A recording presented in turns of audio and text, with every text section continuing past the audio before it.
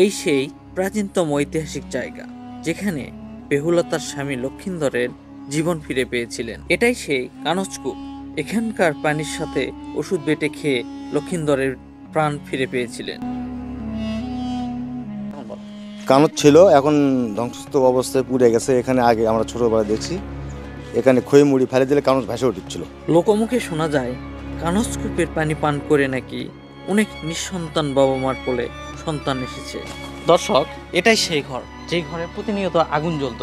এই সেই কানচ কুয়া, যে কুয়ার পানি খেয়ে বেহুলার স্বামী লক্ষিন্দর জীবন ফিরে পেয়েছিলেন।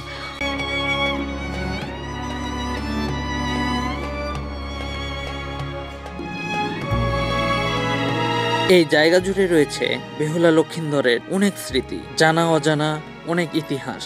সেই সবকিছু জানাবো আজকের এই ভিডিওতে। দর্শক, বেহুলা এবং লক্ষিন্দরের করুণ প্রেম কাহিনী কম বেশি সবারই জানা, কিন্তু কিংবদন্তি বেহুলা ও লক্ষিন্দরের ইতিহাস যে জকিরভবন নামক এই এলাকাতে রচিত হয়েছে, এটা অনেকেরই অজানা। তাই তো বন্ধুরা, আমি আজকে আপনাদেরকে দেখাতে চলেছি সেই জায়গাটি।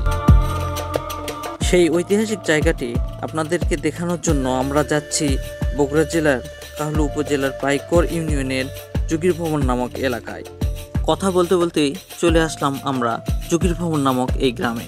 লোকমুখে জানা যায় তৎকালীন সময়ের এক সাধুর মাধ্যমে বেহুলার স্বামী লক্ষিন্দর জীবন ফিরে পেয়েছিলেন। এই ঐতিহাসিক জায়গাটির শত শত বছরের প্রাচীন স্থাপনাগুলো কালের সাক্ষী হিসেবে এখনো এখানে দাঁড়িয়ে রয়েছে। অতীতের ইতিহাস থেকে জানা যায় এখানে বিশ্বের বিভিন্ন দেশের যোগী সাধু সন্ন্যাসীর আনাগোনা ছিল বলেই এই জায়গাটির নাম করা হয় যোগীর ভবন।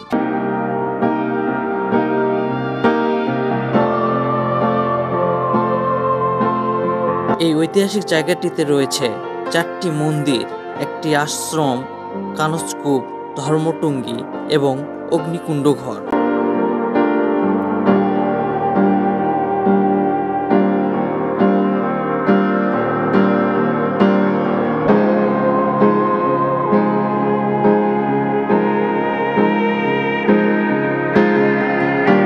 হচ্ছে যোগীর ভবন, চিরকুমার অবহিত তাদের বাসস্থান, এবং কানফট যোগী, যোগী ব্রহ্মচারী, তার এখানে আশ্রম 3টে, বগুড়া, কাহালু, নওগাঁ, নদীপুর আর একটা দিনাজপুর। 3টে আশ্রমে এটা শাখা আশ্রম। এটা হচ্ছে এখানে জীবনদান পাশে বেহুলা লক্ষিন্দর, তারপরে আপনার দুর্গা মন্দির, তারপরে শিব মন্দির, তারপরে কালী মন্দির, সর্বমঙ্গলা, তারপর মনসা দেবীর মন্দির, তারপর সাধুগুড়ি বৈঠকখানা, যেখানে উনি জীবনদান পায়। ছিল নদী, এখন নদী ভরাট। এর আছে ইতিহাস আপনার লেগেছে মিশিয়ে দিনে বাড়ির মস্তান আগুন কুণ্ডু, মানে এখানে সবসময় আগুন জ্বলতো। এখানে এই গর্তের মধ্যে মানে কাঠ দিয়ে ছুটছিল, মানে ওই বসায় রাখ, ওই আগুন দেখতে আমার দুলিছে এখানে, সেই রকম আগুন ধমধম করে দিলে। আপনি দেখছেন? আমি দেখছি 24 ঘন্টা সবসময়, সবসময় দিন রাত 24 ঘন্টা জ্বলতো। নামে হলো অগ্নিকুণ্ড। অগ্নিকুণ্ড কত করে আপনার হয়ে দেখছি এরকম, তাহলে নষ্ট হয়ে গেছে, এগুলো সংস্কার করা লাগবে। দর্শক, এটাই সেই ঘর যে ঘরে প্রতিনিয়ত আগুন জ্বলতো। এরকম ঘটনা বৃদ্ধ লোকের কাছ থেকে আমরা শুনলাম, আর এটার নাম হচ্ছে অগ্নিকুণ্ড। এই ভবনগুলোর নির্মাণের তেমন কোনো সঠিক ধারণা পাওয়া যায়নি, তবে এখানে বিভিন্ন দেয়ালের গায়ে 884, 1113 এবং 1119 খ্রিস্টাব্দ লেখা রয়েছে, যা থেকে ধারণা করা যায় এই স্থাপনাগুলো 884 থেকে 1119 খ্রিস্টাব্দের মধ্যেই নির্মাণ করা হয়েছিল। তবে পরবর্তীতে বিভিন্ন সময় এই স্থাপনাগুলো সংস্কার করা হয়েছিল।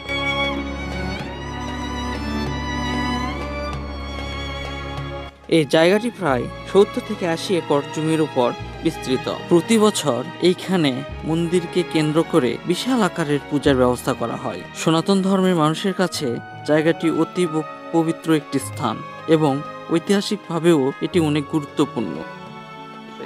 আমার বাইরে ভাই শোনা যায় এখানকার পানি পান করে লক্ষ্মীন্দরের জীবন বলে ফিরে পাইছে নাকি। তো আমরা সে তো এটা আগেকার জিনিস, সে ১,৫০০ বছর আগে আমরা শুনছি।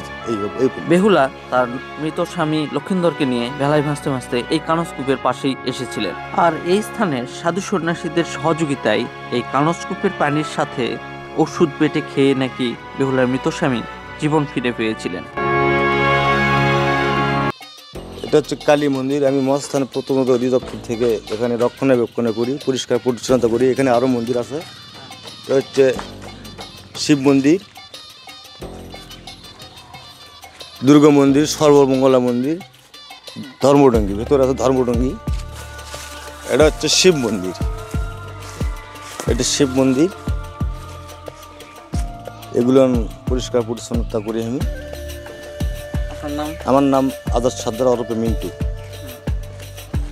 কতদিন থেকে এটা আমি আসছি 2008 সাল থেকে, প্রায় 17 বছরের মতো হয়ে গেল। এই জায়গা রক্ষণাবেক্ষণ বিভিন্ন সাইট, আরও সাইট আছে এবং শালিবন রাজার বাড়ি আছে। এদিকে আপনার ধনভাণ্ডার, শাহ সদাগরের বাড়ি, সবগুলো এগুলো আমি দেখাশোনা করি। এই কুয়াটা নাম হলো কানচ কুয়া। কানচ কুয়া। যার বাচ্চা কাচ্চা না হয় এখনো, যার বাচ্চা কাচ্চা না হয় তাই এখানে মানুষরা করে। আগে ওই খই ভাজে, ওদা থেকে খই ভাজে নিয়ে এলে খই দিলে কানচ দুল ওঠে, কানচ দুল খই খায়, তার হবে হলো মেয়ে। আর ব্যাং দুল খায়, তালে হবে তার ছেলে। এইরকম ছিল। ওই ধারটা হচ্ছে গেছে, সংস্কার করবে যে একটা লোক মারা গেছে। মানে এখানে পানি ছিল, পানির মধ্যে কানচ টানচ মাছ ছিল। মানুষরা করে, অন্য জায়গার লোক আছে এখানে মানুষরা করে, এখনো মানুষ করে। আমরা নিয়ে ওখানে ওখানে এখানে ছিল পাঠা, শিল, ছেলে নিয়ে গেছে আপনার মহাস্থানের জাদুঘরের লোকেরা। এখানে শিল পাঠা ছিল, মানুষ মরে গেলে এখানে শুধু ওই ওষুধ বাটে খাওয়ালে ভালো হতো। হচ্ছে আগে যোগে সংখ্যা যোগে বেহুলা লক্ষিন্দর যে একটা মানে আছে যেখানে এখানে এসে ভালো হয়েছিল। সে কোন জায়গা? এটা কোন কোথায়? এটা হলো গোকুল মেড়ে, ওখানে থামছিল। এখানে হলো বেহুলা লক্ষিন্দর হলো বাড়ি, আর ওটা হলো বাসুর ঘর। ওই গোকুল মানে বেহুলার বাড়ি হচ্ছে এটা বেহুলার বাড়ি, আর ওটা বাসুর ঘর। মস্তানের ওটা না, গোকুল মস্তান, ওটা হলো বাসুর ঘর। মানে নিচে গভীর চলে গেছে, বুঝছেন? এটা আরো গভীর ছিল, গভীর মেলা দেখে না শোরুম ছিল। শোরুম কোথায় গিয়েছে? মানে যাই ওখান থেকে পানি নিয়ে এসে দিলে তার ওই পানি খেলে ওই বাচ্চা পেটে আসতো। মানে এটা হচ্ছে আপনার হচ্ছে আস্তে আস্তে নামা কোন গভীরে যায়, তারপরে আরো ভিতরে যাওয়া লাগে, আরো গভীর, আরো মানে মানুষ নামতে হয়। আমারও নামতে হয়, নামে পানি নিয়ে এসে মাটক দিলে খাইলে 7 দিন খাইলে তার পেটে বাচ্চা আসবে।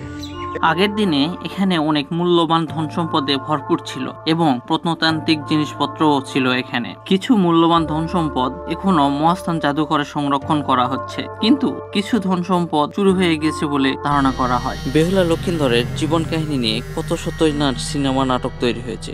তো নাটক সিনেমার কথার সাথে অনেকাংশেই এই এলাকার কথার মিল পাওয়া যায়। এই ভিডিওতে যে সকল কথা শুনলেন, এই কথাগুলো কতটুকু সত্য এটা আমরা বলতে পারবো না, কিন্তু এটি একটি প্রাচীন মন্দির, এতে কোনো সন্দেহ নেই। ধন্যবাদ সবাইকে। সুস্থ থাকুন, ভালো থাকুন।